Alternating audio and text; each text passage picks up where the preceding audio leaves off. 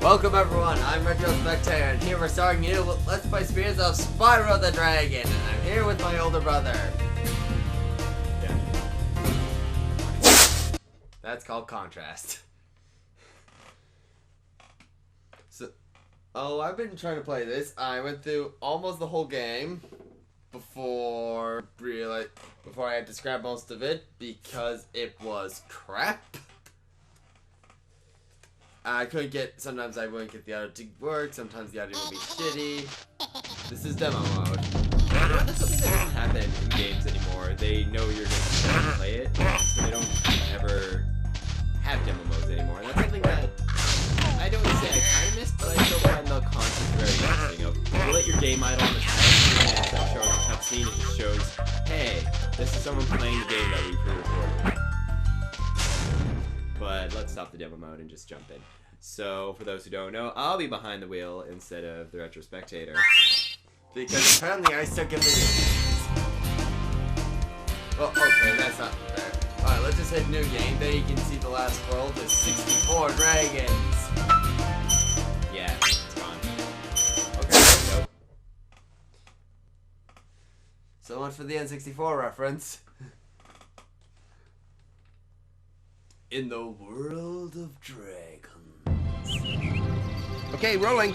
Oh, it's been peaceful here in the 5 worlds, or is it 6? For a dragon's age. We now have 12,000 treasure, or is it 14,000? What about this Ganasty Gnort character? Now I understand he's found a magic spell to turn gems into warriors for his cause. I'll take that question. Nasty Nork is a simple creature. Simple! He has been contained in a remote world and is no threat to the Dragon Kingdom. No threat! And there's our villain. Besides, he is ugly. That does it! And apparently he can hit a mile away. Looks like I've got some things to do. Actually be like, you know, not targeting someone miles away, but in fact targeting someone who is multi-dimensionally bordered away. Because it's 5 worlds, so that means it would be a separate world. Alright, in the game. Just gotta quickly remember all the... But yeah, this game has the roll! Do a barrel roll! Actually, it's an alien roll. We lost game theory. Thank you for releasing me, Spyro. Free 10 dragons in the Artisan world. Then find the balloonist. He'll transport you to the next world. What about Nasty Nork? I'm going after him. Find dragons first. That's all I can tell you. Peacemakers. No, Magic Crackers, Peacemakers, Dreammakers, then Nasty's World, where it's all repeats. So, kind of. Anyway, this is Spyro. It's a platforming game for the PlayStation. Made by Insomniac.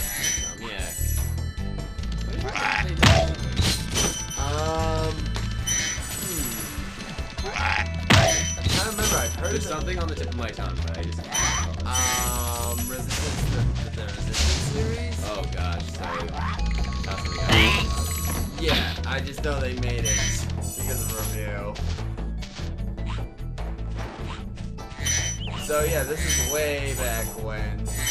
So Insomniac was interested in making a kid-friendly platforming game because they thought that the PlayStation could use more libraries, and they decided to have one with interaction with enemies, so provide these enemies that you react to, as opposed to just being very static, like Crash Bandicoot. Oh man, I hate that second stick, because since this is early PlayStation, it only realizes that I have one stick. Well, they just didn't have it. Wait. Where's Nasty Nork? I'll torch him. Keep your horns on, Spyro! You have much to learn first. Do you know what the dragonfly following you is doing? His name is Sparks, and he's helping and Sorry, I'm just not even gonna bother listening. We can replay them if we want. You also have to say, I know what you're doing. That's for later. We basically played this game, and there's a guy who basically tells you that if you put several results in the correct order, you make a flight world appear. Which is basically a treasure world, which is only one. And also it's speedrunning. Speedrun! Alright, which world should we be doing? Let's go to the one that's right available, Stone Hill. 1-1. Because I imagine this is one you're supposed to go to first. Yeah. So, here we are where we get new enemies and cooler music.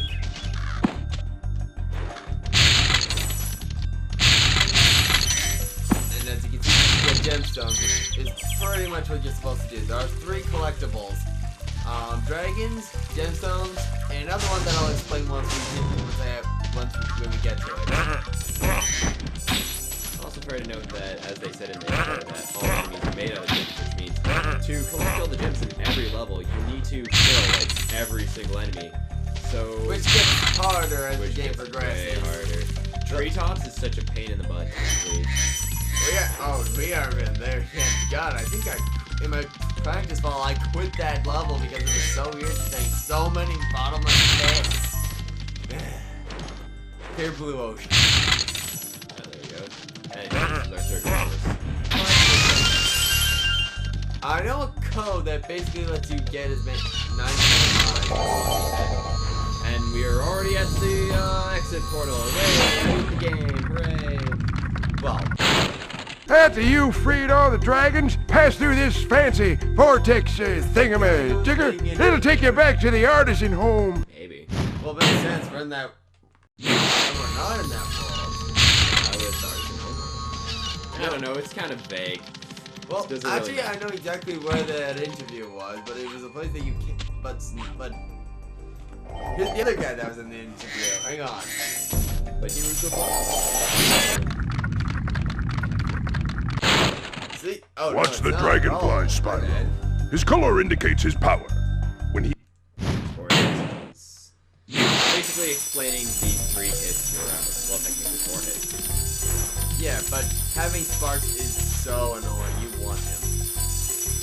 Because otherwise you have to touch the gem. And Spyro is many things, but Acrobat is not one of them.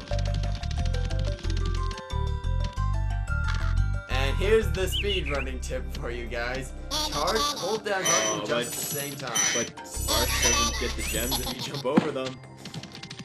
So, well, it can only do so much. Like, give him a break. He is a dragonfly. It's amazing that you pick up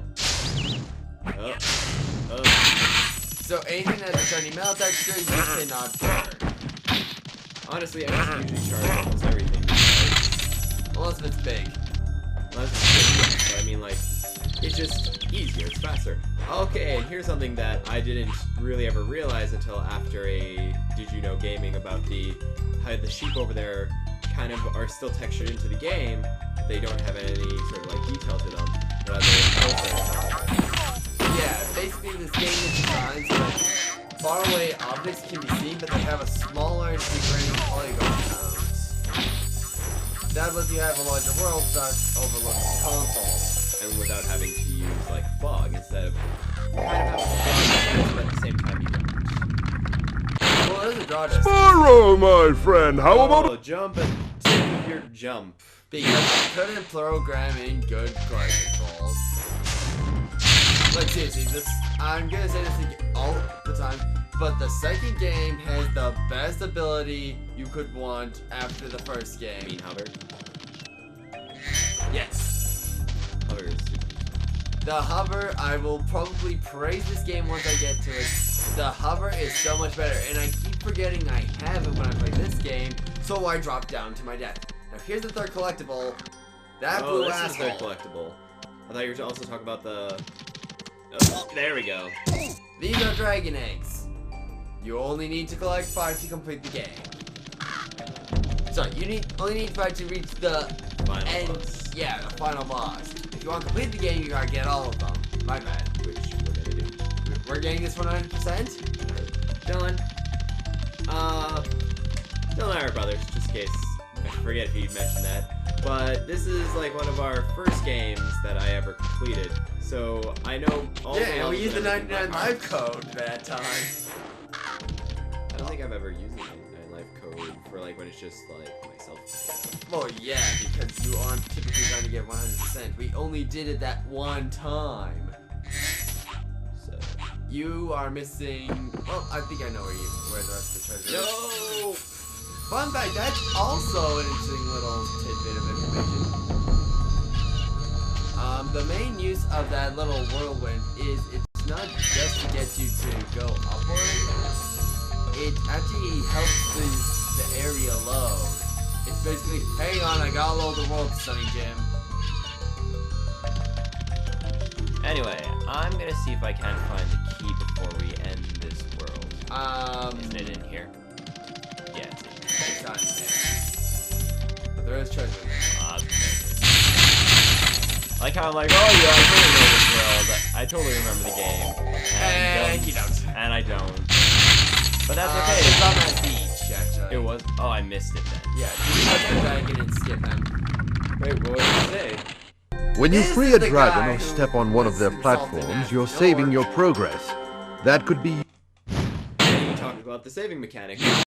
Touch that thing. When it glows, you get a checkpoint. Fun fact, if you keep... I found that if you haven't... Pro tip, if you keep dying, you clear some enemies of the area, touch that save pad, so that way it remembers them being killed. They won't respawn. Which is helpful if you keep having to go play through the same area and keep trying to avoid the same enemies. right, water is not good in this game. Water is not your friend. Oh, Sparks, I'm so sorry. Alright, so now all But that's if you left... do not charge jump into water, because then you'll get 2 hits. And... Well, that's just what happened to me. Okay. Now, Key. let's see. So now this is pretty confusing, but this world is fairly easy. You start the world and you spawn, and there's sort of 3 different paths you can go on. Oh, did I make... Nope. There's See, this is why, in my mind, 100% completion of the first game. In Oh, later I games, literally probably just missed a chest somewhere. That's 8. So first, let's check the left-hand did you branching. comb all over that area? Right. Because I'm pretty sure there's a lot of things in that up area. There's a bunch of gems by those trees. Oh, I didn't go over to this side. Yeah. There we go. See, it's just as simple as I'm Checking hurrying. everything. You No, got it's not even everything. It's just that I'm in a hurry. If you miss one area, there'll be gems there. And if you're unlucky, there'll be a lot of gems there. Oh, there's a chest. There's a chest, and I saw a few reds, so this will probably have about 2. Follow that over here. Follow my sheep. Sheep don't have gems. They are food. They are food. Sheep. I like how in later games, how they get more creative with their sparse nutrients. Oh, I just love the second game had just a facelift. Also, in the first game, if you killed an enemy, you could farm them and get like limes. Okay. That's cool. There we go. So this is a good place to end the episode, I think. Yeah, next time we'll be going to one of my preferred areas.